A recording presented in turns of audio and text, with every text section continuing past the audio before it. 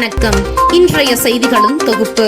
கோவை மாவட்டம் ராமநாதபுரம் SN அரங்கத்தில் தீரன் தொழிற்சங்க பேரவை சார்பாக நடைபெற்ற முப்பெரும் விழாவில் சிறப்பு விருந்தினராக KMDK பொதுச் செயலாளர் ER ஈஸ்வரன் MLA அவர்கள் கலந்து கொண்டு சிறப்புரையாற்றி தீரன் தொழிற்சங்க பேரவை லோகோ அறிமுகப்படுத்தி உறுப்பினர்களுக்கு அடையாள அட்டை வழங்கினார்.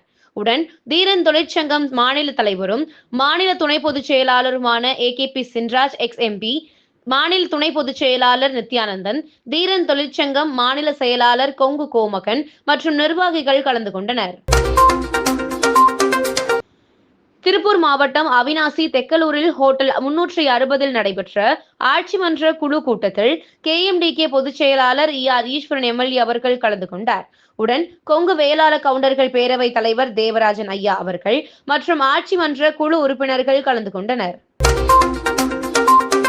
ஈரோடு தெற்கு மாவட்ட தீரன் படை ஆலோசனை கூட்டம் மாநில இளைஞரணி செயலாளர் சூரியமூர்த்தி, துணை செயலாளர் துரைராஜா ஆகியோரது முன்னிலையில் ஈரோடு தெற்கு மாவட்ட செயலாளர் KP சாமிநாதன் தலைமையில் ஊத்துக்குளி மத்திய ஒன்றியம் செங்கப்பள்ளியில் நடைபெற்றது.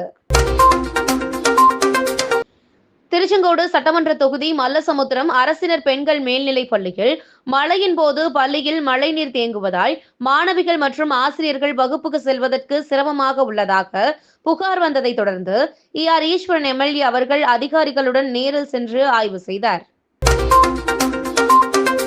சென்னை கிரீம்ஸ் ரோடு அப்பல்லோ மருத்துவமனையில் முதலமைச்சர் MK ஸ்டாலின் அனுமதி.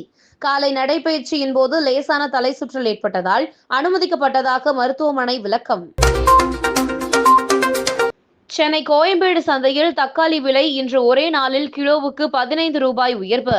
மழை காரணமாக தக்காளி வரத்து குறைந்ததால் நேற்று 1 கிலோ ரூபாய் 20க்கு விற்பனை செய்யப்பட்ட நிலையில் இன்று ரூபாய் 15 உயர்ந்து 1 கிலோ ரூபாய் 35க்கு விற்பனை.